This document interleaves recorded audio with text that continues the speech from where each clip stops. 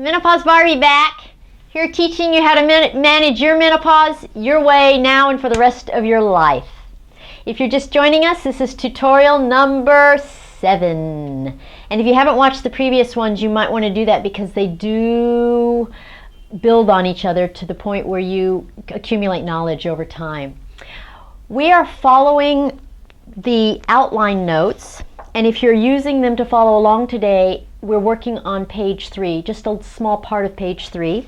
And if you're following along in my book, we're covering pages 51 through 57. Today's tutorial is all about anatomy. Don't worry, it's going to be fun. It's going to be a fun anatomy lesson. I've got a whole bunch of toys here. I'm going to be using things like fruit and props and all kinds of creative things to help you understand everything you need to know about anatomy. So just in case you're thinking you don't need this, you know everything already, see if you can answer this question. Which of the following surgical procedures results in menopause? Option A, removal of the uterus, fallopian tubes, and ovaries, but not the cervix. Option B, total hysterectomy. Option C, removal of the uterus, cervix, and ovaries, but not the fallopian tubes. Option D, removal of the ovaries and fallopian tubes, but not the uterus. Option E, removal of the uterus and cervix. And now for those multiples. Option F, all of the above. Option G, A, B, and C above. Option H, A, B, C, and D above. And option I, A, C, and D above. Okay, the answer is option I. Now, if you didn't answer I, don't worry. And this tutorial isn't about surgery, it's about anatomy. But anatomy is related to surgery. So, today I'm going to teach you about the anatomy of the female reproductive tract.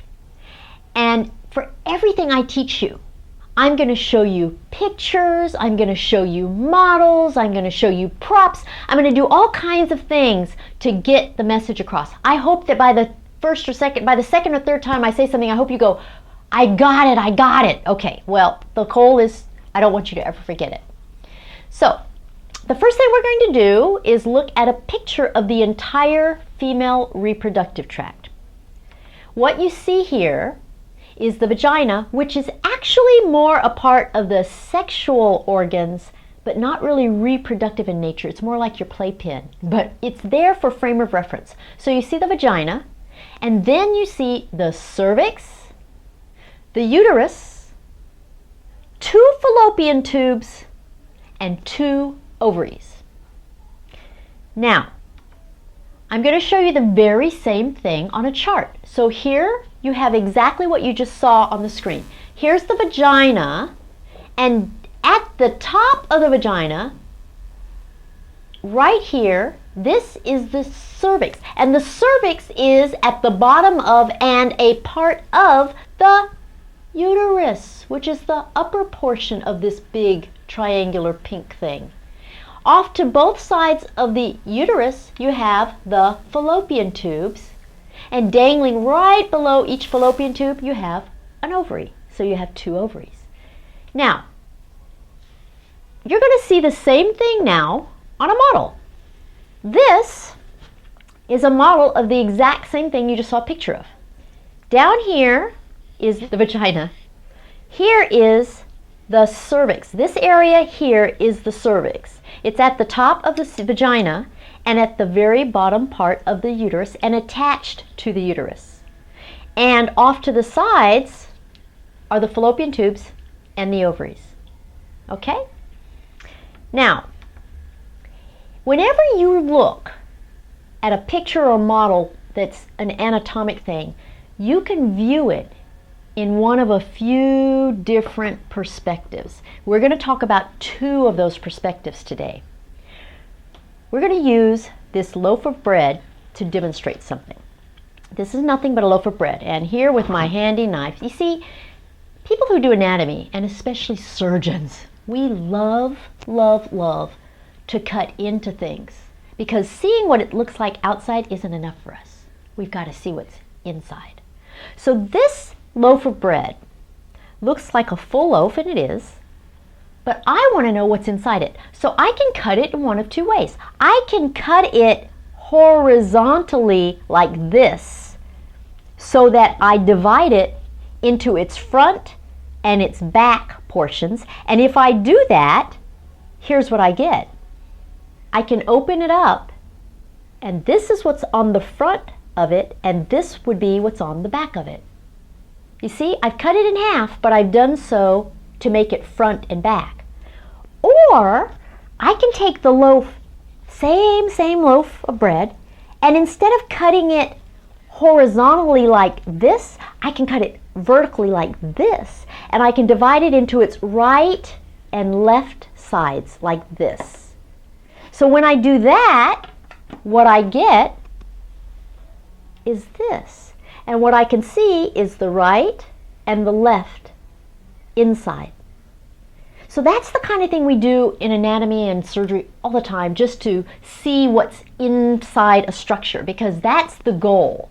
So when we take our model again, here we have the vagina and the cervix and the uterus and the fallopian tubes and ovaries. And here you see this in this view. But what happens if I turn it to the side and cut it that way? So now what we're going to do is look at that in a more life-size specimen. This is a pelvis. This is as if this is the lower part of the abdomen. Here's the thigh. And if I turn this around, that is the buttocks, and this is the lower back. So this is half of the pelvis. This is a pelvis that has been cut down the middle to form right and left side. This is the right side. And when I turn it like this, you get to see what's inside it from this perspective. Here you have the very same thing you just saw in the other perspective. You saw the vagina, which is here. Right here at the bottom of and attached to the uterus is the cervix. Then you have the uterus, which is this big thing sticking up like that. And over here off to the side, where you can't see as well, is the ovary and the fallopian tubes. Now, this is the right side. But look, I've got the left side. So this one represents the very same thing on the left side. And if I put them together, I make the whole structure like this. Okay, so that's the whole thing. If I turn it this way, you get the front view. Here's the left fallopian tube and ovary. Here's the uterus, this big pink part right here. And then over on that side, my right, you have the right fallopian tube and ovary. But look, I can open it up and see, you see the same structures on either side. So this is the kind of thing we'll be doing to make sure you can understand everything we're doing. So you see the same thing here on the chart. Look, they're identical. It's the same thing. It's the right side of the pelvis with the uterus, the cervix, the vagina, and then off to that side is the ovary and the fallopian tube. So remember this one? And if I then take it and I hold it up next to this, or I hold it up next to this, and I turn it sideways, do you see how it's the same thing? So you saw it like this, but now I'm turning it like this. So you have this very same thing. You've got the uterus, the cervix, and the vagina, and you have a fallopian tube and ovary sticking out toward you, and then one sticking out away from you, because that is the perspective we're looking at. We're looking at the right and left. And whenever you look at right and left, you're going to see one side clearly and one side that's not as clear, because one side is closer to you and one side is farther away from you. So now what we're going to do is go through each of those structures and talk about each one of them, okay? First you have the cervix. Here's a picture of the cervix. Here you have it again on this chart. Now this time you're looking at it as it looks in this model. so that you've got the front back. And when you see the front back, you realize that the cervix dips down into the vagina. It's a part of the whole uterus, but it dips down into the vagina. So when you look at the cervix, you don't look into the pelvis, you look into the vagina. This is a model that is identical to this picture. This is what we call the perineum. The perineum is between your legs. When you spread your legs open and you go to your gynecologist's office and they're going to do a pap smear, they look at your perineum. So this is the outer part of your perineum. Here inside is your vagina. Down there is the vagina. And if you look all the way into the vagina, all the way up to the very end of it, you can see a round thing that has a hole in it, and that is the cervix. So when you look into the pelvis above here, this part has everything else that is part of your female reproductive tract. Your uterus, your fallopian tubes, and ovaries are up here, but you can't see your cervix from up here. You see your cervix from down here. Okay? So that's the difference in how to find the parts. Your cervix is what your gynecologist sees when you go get a pap smear, and the cervix is where you perform a pap smear. Okay? It's actually a part of your uterus, but it dips down and shows itself in the vagina, and that's how you get your pap smear. Now, let's pretend that this is a vagina, and let's take the model we had before, and let's put it inside the vagina so that we can show how the vagina covers up the cervix. This part is left exposed. This is the uterus. But down here, there's still part of the uterus, but it's called the cervix. Okay? You can do this with all kinds of things. Let's use an avocado. An avocado is shaped perfectly as a uterus and cervix. This is the total uterus. Uterus up here, cervix down here, cervix is in the vagina. If you were to look inside the vagina, you would see the cervix. We can do it with a pear. I love doing this with fruit. See? A pear looks like a uterus and a cervix. Here you have the uterus. You put the cervix in the vagina covers the cervix, and you can look into the vagina to see the cervix. It's like that with any piece of fruit that's shaped like this. Now, when you look into the vagina at the cervix, it looks exactly like a donut or a bagel, just like that. That is exactly what it looks like when you look into the vagina. Now, the cervix has only one function. It's a really simple part of your anatomy. It only functions as a door. All it does is open and close. So here you have a bagel that has an open hole. This one has a closed hole. Open and close. That's all the cervix is. It's like a door where the hole opens and closes. It opens to let out your menstrual period. It opens to let in a sperm to come fertilize an egg. It closes to keep a baby in when you're pregnant. And then it opens to let the baby out. That's all it does. It goes open, close, all your life. Most of the time it's closed. Okay? Think of your cervix as nothing but a bagel or a donut whose hole opens or closes. Simple, simple, simple. Okay, now you're ready to go on to the second part of the anatomy, and that is the uterus. Here's a picture. You see that red line that's lining the inside of the uterus? Okay, that part depicts the uterus. And the part below that has no red line, that is the cervix. But you see that it's all one piece. There's no demarcation between the two. It's all one part, one piece. So when you look at this picture, you see it again. Here's the cervix from here to here, but then this bigger, wider part is the uterus. But again, it's all one structure. It's exactly like a pear. This pear represents the uterus and the cervix. Here, the top part is the uterus, and the bottom part is the cervix. Now, if you use our model again, what you see is this uterus is wider from side to side than it is from front to back. You see how this part is really wide and this part is thin? It's almost as if the pear or the uterus was squashed a little bit. So it's not as round as a pear. Here you have the uterus, and this part up here is nothing but a muscle. Simple, simple, simple. It's a muscle. It does exactly the same thing as any other muscle in your body. What does a muscle do? A muscle can only do 3 things. A muscle can contract. And in the case of the uterus, a contraction is a menstrual cramp or a labor pain. That makes sense, right?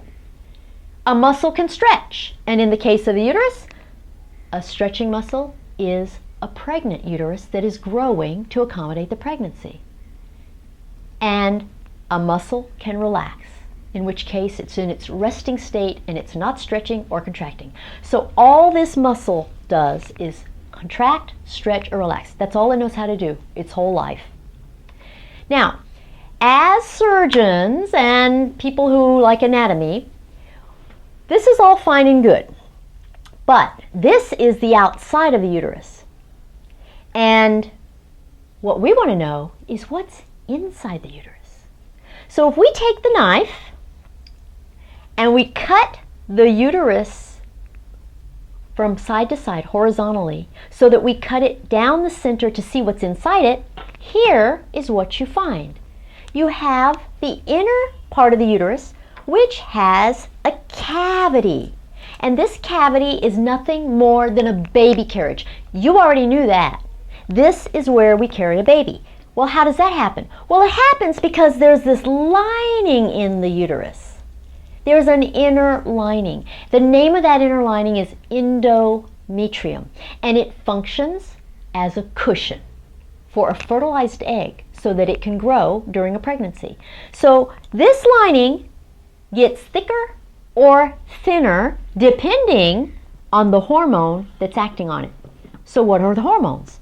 Well, estrogen is the hormone. Now we're switching to an avocado, okay?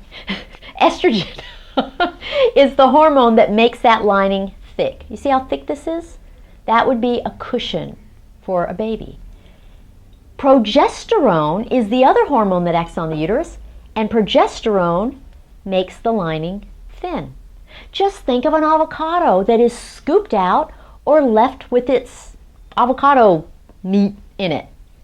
That's exactly what happens to the uterus. It gets thick or thin depending on whether estrogen or progesterone is acting on it. So now I'm going to show you a graphic that depicts the response of the uterus to estrogen and progesterone. This is a picture you're going to see a bunch as we go through these tutorials. This is going to be something that's very important as we discuss menopause. This shows the lining of the uterus here on the bottom. And you see it goes from being thin to thick, thick, thick, thick, thick, and then it starts shedding again. This blue line is estrogen, and this green line is progesterone. So what happens is you have your period. We start counting from the day you begin bleeding. So day 1 is when you start your period. You shed all the lining of your uterus. Then estrogen kicks in and says, you know, I'm going to start rising and rising and rising and rising. And what it does is it makes the uterine lining get thicker and thicker and thicker and thicker. And then when the uterine lining gets so thick that it needs to slow down, progesterone comes on and says, I'm going to take care of this. The progesterone comes in, it rises, and it causes your uterine lining to stop thickening. It stabilizes everything. And then progesterone says, my job's done, and progesterone decreases rapidly. And when the progesterone decreases rapidly, your uterine lining sheds. So the way you should think about these hormones and how they work on the lining in your uterus is very simple. All you have to remember is that estrogen thickens and progesterone sheds. So estrogen is going to cause this, and progesterone is going to cause this. And this is going to be something that becomes important as we talk about menopause. So far, all you have is the cervix, which functions as a door, and a uterus, which functions as a baby carriage. Okay? You've got two things, a door and a baby carriage. Now we're going to a fallopian tube. Here's what a fallopian tube looks like. As you can see, the fallopian tube is a long arm-like structure with these fingers on the end of it. And if I were to demonstrate a fallopian tube, which I'm going to do because you know I can't help it. You know I have so much fun with all these props and stuff. I spend my time thinking about what can I do to make the point, and I just crack up at myself at some of the crazy ideas I come up with. But here's the fallopian tube. I've got nice long, well, too long, my arms are too long, but they make good fallopian tubes. Okay, this is a fallopian tube. It's a long tube with fingers on the end of it. And the fingers drape over the ovary. This ostrich egg represents your ovary. You might remember that from our last tutorial. We had ostrich eggs as ovaries. This ostrich egg has all the eggs you'll ever have in it. The ovary contains all your eggs. So it starts ovulating. When it ovulates, it spits out an egg. And here's the egg, which is really a pearl. So this egg gets grabbed by the fingers, and then this egg makes its way up the fallopian tube toward the uterus. So the egg uses the fallopian tube as a highway. It's a highway to the uterus. That's all it does. Now, at the same time, or hopefully at the same time, if pregnancy is going to occur, you have the sperm, which is just this little diddly thing. It's going to come through the cervix. Okay, it comes through your door. It comes up through the uterus, and it comes down the fallopian tube in the opposite direction. It's a two-lane highway. The egg comes one direction, the sperm goes in the other direction, and in the middle they meet and fertilize the egg, which then tumbles its way down to the uterus, and if you've got the cushion, it implants. So think of the fallopian tube as just a highway. That's all it is. It's just a highway for the egg and the sperm to travel and meet up, okay? So far now you have a door, which is the cervix, a baby carriage, which is the uterus, and a highway, which is the fallopian tube. Okay, now we have one part left.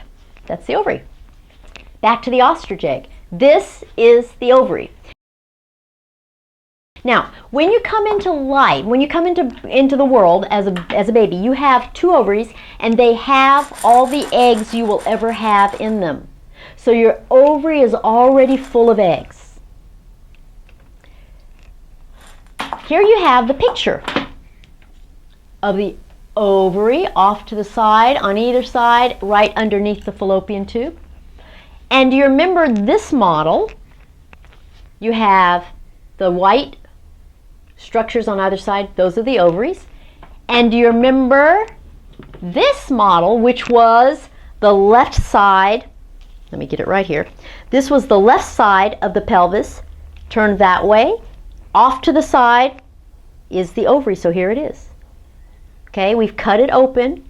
It was like this, and we cut it open and looked inside. No matter what you think about, just remember you're opening things up to see what's inside.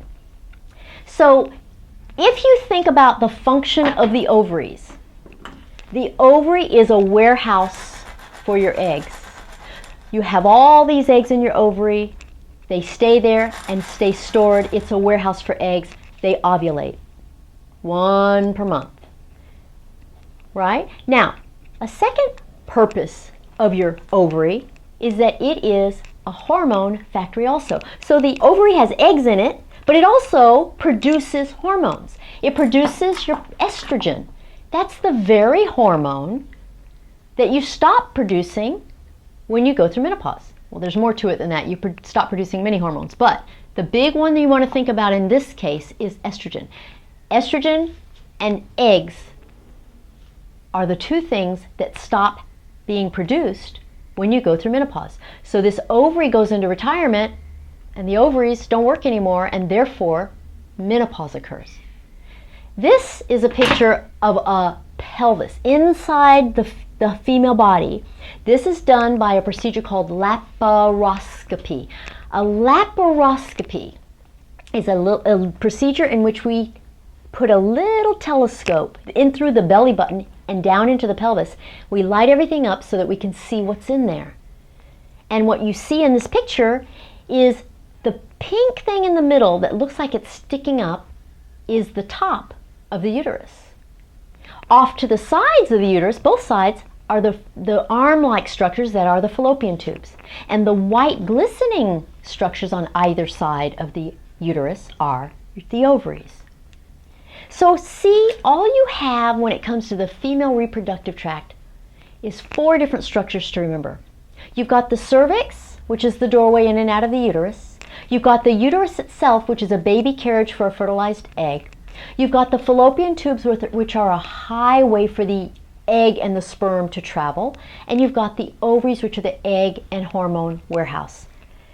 All you have to remember is a door, a baby carriage, a highway, and a warehouse. And when you think about it that way, it makes everything easier. So which of those 4 structures is the most important with regard to menopause? I know you know the answer. It's the ovaries. The ovaries. Menopause is all about the ovaries. So whenever you have a question, an anatomical question about something pertaining to menopause, just think of the ovaries. I sure hope you enjoyed this. I had fun putting it together. I always do. I love doing this for you. And the next tutorial will use all of this as a foundation, because the next one we're going to be talking about surgery. And knowing the anatomy is critical to understanding the surgery. So stay tuned for that one. Please subscribe in order to get the email that notifies you that the video is available. I hope you're enjoying these tutorials. I love teaching this to you, and I'll talk to you again next time. Bye.